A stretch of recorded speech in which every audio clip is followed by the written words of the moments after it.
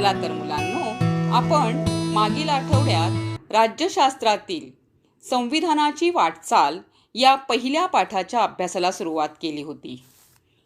या पाठामध्ये आपण लोकशाही म्हणजे काय, आपल्याला मतदानाचा अधिकार कसा मिळाला, लोकशाहीचे विकेंद्रीकरण कसे झाले, माहितीचा अधिकार म्हणजे काय याचा अभ्यास केलेला आहे. आता याच पाठातील उर्वरित जो भाग आहे त्याचा अभ्यास आपण करीत आहोत आणि तो म्हणजेच सामाजिक न्याय व समता. पहा मुलांनो, संविधानाची वाटचाल यामध्ये लोकशाही सदृढ होण्यासाठी संविधानामध्ये परिस्थितीनुसार कसे बदल झाले ते आपण या पाठात अभ्यासत आहोत. सामाजिक न्याय व समता हे आपल्या संविधानाचे उद्दिष्ट आहे. म्हणजेच प्रत्येक भारतीय नागरिकाला संविधानामध्ये समानता प्राप्त झालेली आहे. मग ही समानता म्हणजे काय तर ते आपण पाहूया. पहा, संविधानातील म्हणजेच घटनेतील 14व्या कलमानुसार समतेचा अधिकार आपल्याला प्राप्त झाला आहे. समता म्हणजे देशातील कोणत्याही नागरिकास जन्म, भाषा, जात, धर्म, वंश, लिंग, संपत्ती याच्या आधारावर विकासाची संधी नाकारता येणार नाही. तसेच घटनेतील कलम 15 नुसार भेदभावही नष्ट करण्यात आलेला आहे. संविधानाच्या 16व्या कलमानुसार देशातील सर्व नागरिकांना विकासाच्या समान संधी उपलब्ध करून दिल्या जातात. तसेच 17व्या कलमानुसार परंपरागत चालत आलेली अस्पृश्यतेची प्रथा बंद करण्यात आलेली आहे. मुलांनो, यालाच समता म्हणतात. म्हणजे समाजात समता प्रस्थापित करण्यासाठी संविधानामध्ये या तरतुदी केलेल्या आहेत. तसेच सामाजिक न्याय म्हणजेच जात, धर्म, भाषा, लिंग, जन्मस्थान, संपत्ती, वंश यांच्या आधारावर समाजातील कुठल्याही घटकांवर अन्याय होणार नाही याची दक्षता घेणे आणि त्या दृष्टिकोनातून संविधानात तरतुदी करणे यालाच सामाजिक न्याय असे म्हटले जाते. मुलांनो, सामाजिक न्याय व समता प्रस्थापित करण्यासाठी सरकार समाजातील सर्व स्तरांवर कशा प्रकारे प्रयत्न करीत आहे, समाजातील सर्व घटकांना कशा प्रकारे सामावून घेत आहे आणि त्यामुळेच आपली लोकशाही कशा प्रकारे सदृढ आहे आणि यशस्वी वाटचाल करीत आहे याचा अभ्यास आपण पुढील 3 घटकांच्या माध्यमाद्वारे करणार आहोत. पहिला घटक आहे राखीव जागांचे धोरण. दुसरा घटक आहे अनुसूचित जाती व अनुसूचित जमाती यांच्यावरील अत्याचारांपासून संरक्षण देणारा कायदा. अल्पसंख्याकांविषयीच्या तरतुदी हा तिसरा उपघटक असून चौथा उपघटक आहे महिलांसंबंधी कायदे व प्रतिनिधित्व विषयक तरतुदी. तसेच संविधानाची वाटचाल अभ्यास करीत असताना न्यायालयाची भूमिका ही अत्यंत महत्त्वाची आहे. त्याचाही अभ्यास आपण या पाठात आत्ता करणार आहोत. तर सुरुवातीला आपण पाहूया राखीव जागांचे धोरण. राखीव जागांचे धोरण समजण्यापूर्वी मुलांनो, सामाजिक न्याय ही संकल्पना समजून घेणे अत्यंत आवश्यक आहे. समाजातील दुर्बल घटक म्हणजेच अनुसूचित जाती, जमाती, महिला, अपंग यासारख्या समाज घटकांचा समावेश यामध्ये होत आहे. या सर्व समाज घटकांना समाजातील दुर्बल घटक असे का म्हटले जाते? त्यामागील कारण म्हणजे अनेक वर्षापासून पिढ्यानपिढ्या हे सर्व समाज घटक समाजाच्या विकासाच्या प्रवाहापासून दूर राहिले आहेत. या सर्व समाज घटकांच्या विकासासाठी शासकीय स्तरावरून प्रयत्न होणे आवश्यक असते. यासाठी सर्व समाज घटकांना विकासाच्या मुख्य प्रवाहात आणण्यासाठी शासनाने अनेक तरतुदी केलेल्या आहेत. शासनाचे ते प्राथमिक कर्तव्यच असते. त्यानुसार शासनाने शिक्षण, रोजगार, लोकप्रतिनिधित्व या क्षेत्रात या समाज घटकांसाठी काही जागा राखीव ठेवलेल्या आहेत आणि आपण सर्वांचा दृष्टिकोन अत्यंत सकारात्मक असला पाहिजे या राखीव जागा धोरणांच्या बाबतीमध्ये. कारण लोकशाही ही सर्व समाज घटकांना सामावून घेण्याची प्रक्रिया आहे. आता दुसरा उपघटक आहे अनुसूचित जाती व अनुसूचित जमाती यांच्यावरील अत्याचारांपासून संरक्षण देणारा कायदा 1989. या कायद्यामुळे अनुसूचित जाती जमाती या संवर्गातील लोकांना अन्याय व अत्याचारापासून संरक्षण मिळालेले आहे. या समाज घटकातील लोकांवर अन्याय अत्याचार करणे, जातीवाचक शिवीगाळ करणे हा दखलपात्र गुन्हा मानला आहे. गुन्हेगारास कठोर शिक्षा दिली जाते. या पुढील मुद्दा आहे अल्पसंख्याकांविषयीच्या तरतुदी. मुलांनो, अल्पसंख्याक म्हणजे काय, म्हणजेच मायनॉरिटी हे प्रथम आपण समजून घेऊया. ज्या समाज घटकांची धर्म किंवा भाषा ही इतर बहुसंख्याक समाज घटकांच्या धर्म किंवा भाषा यापेक्षा वेगळी असेल तर त्यास धार्मिक किंवा भाषिक अल्पसंख्याक म्हणतात. म्हणजे अल्पसंख्याकामध्ये दोन प्रकार आहेत, एक धार्मिक अल्पसंख्याक आणि एक भाषिक अल्पसंख्याक.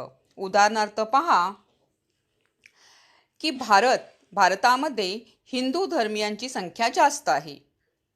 तुलनेने ख्रिस्ती व मुस्लिम यांची लोकसंख्या कमी आहे. म्हणून ख्रिस्ती व मुसलमान यांना भारतात धार्मिक अल्पसंख्याक म्हणतात, म्हणजे मायनॉरिटीमध्ये आहेत ते. त्याचप्रमाणे पहा, महाराष्ट्राची भाषा मराठी आहे, पण गुजराती भाषिकही लोक इथे राहतात. मग त्यांना भाषिक अल्पसंख्याक असे म्हणतात. या सर्व धार्मिक आणि भाषिक अल्पसंख्याकांना आपला धर्म, भाषा, संस्कृती यांचे जतन करण्याचा अधिकार संविधानाने दिलेला आहे. घटनेतील कलम 29 आणि 30 नुसार प्रत्येक नागरिकाला आपली भाषा, संस्कृती जतन करण्याचा अधिकार देण्यात आलेला आहे.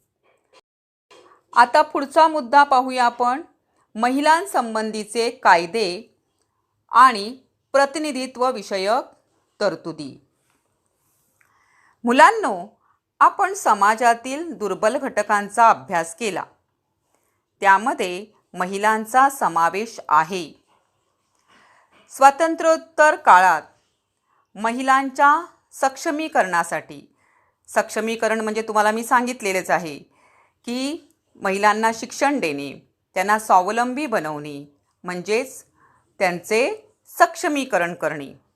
शासनाने अनेक स्तरावरून प्रयत्न केले. त्यामध्ये महिलांची साक्षरता वाढविणे, राजकारणात महिलांचा अधिकाधिक समावेश करणे, त्यांचा आत्मसन्मान, प्रतिष्ठा जोपासणे यासाठी संविधानात अनेक तरतुदी करण्यात आल्या आहेत. 73 व 74 घटना दुरुस्तीनुसार स्थानिक स्वराज्य संस्थेत महिलांना 33% जागा आरक्षित केल्या आहेत. तर महाराष्ट्रात हे प्रमाण 50% इतके आहे. म्हणजे लक्षात घ्या मुलांनो, महाराष्ट्रात राजकारणात 50% आरक्षण स्त्रियांना दिलेले आहे.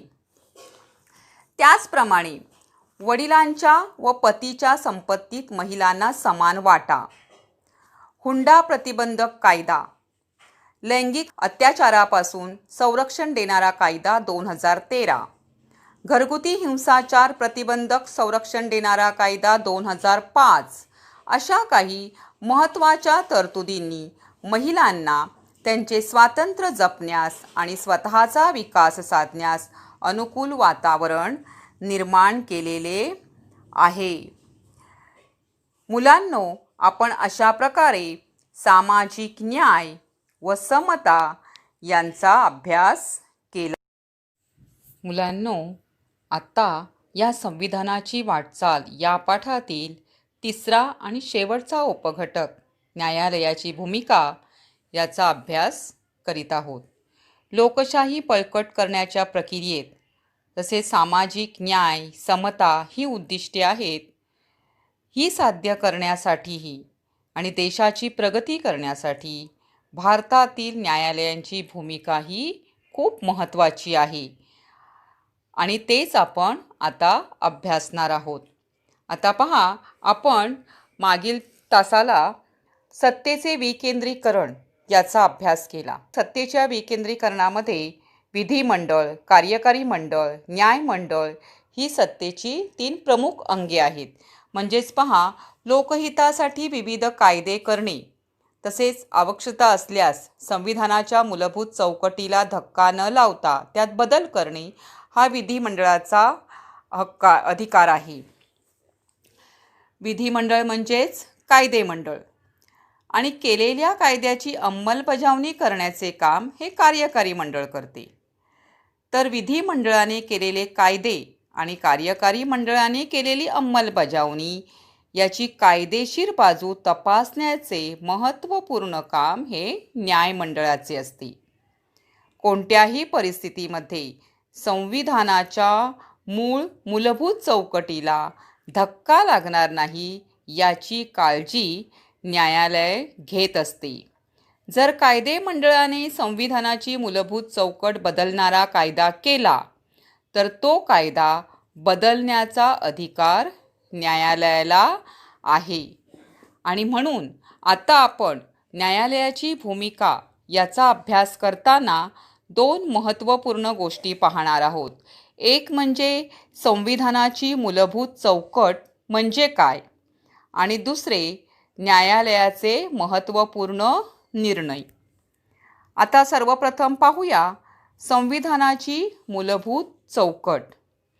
प्रत्येक संविधानात काळानुरूप काही बदल करावे लागतात.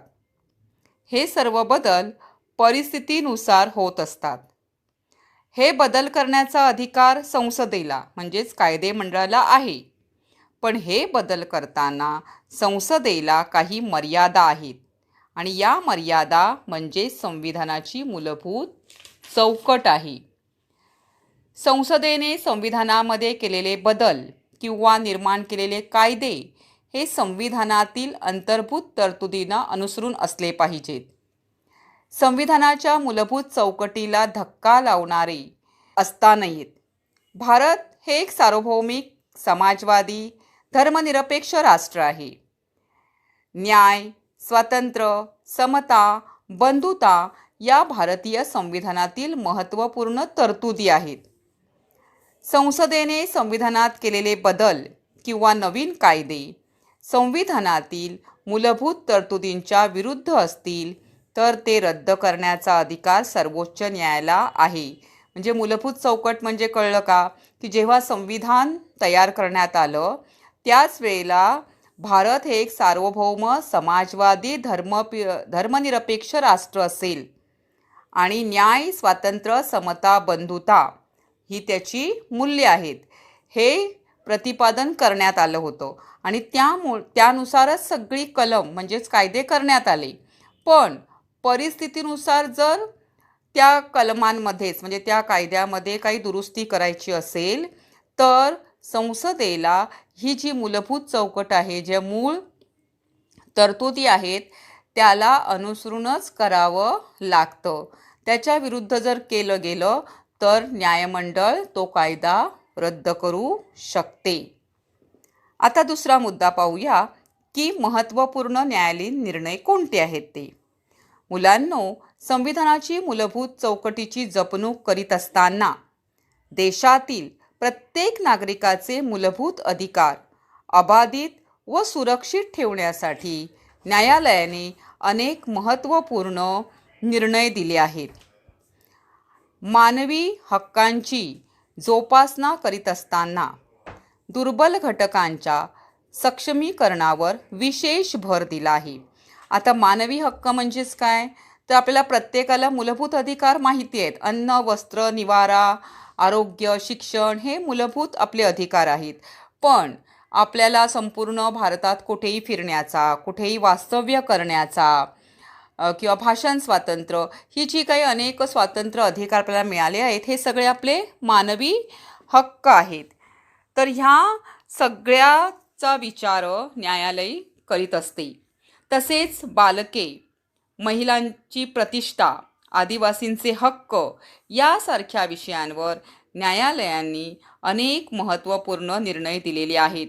आता पहा, बालकांच्या हक्कांमध्ये तुम्हा सर्वांना माहिती असेल की 14 वर्षापर्यंत सर्व बालकांनी शिक्षण घेतलंच पाहिजे किंवा कोणती नोकरी करू नये.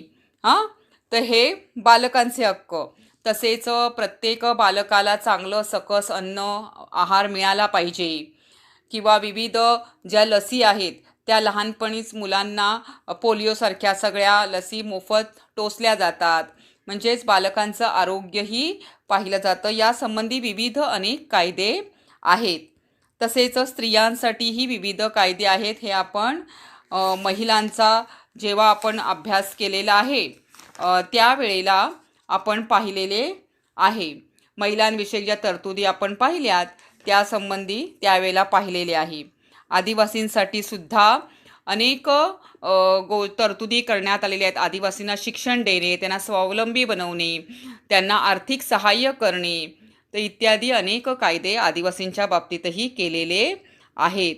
आणि हे सर्व निर्णय हे राज्य धोरणासाठी मार्गदर्शकही आहेत. मुलांनो, अशा प्रकारे लोकशाही बळकट करीत असताना न्यायालयाची भूमिका ही अत्यंत महत्त्वपूर्ण आहे. आणि आपला हा पाठ आता पूर्ण झालेला आहे. Hey there. Subscribe to my channel and also press this bell icon.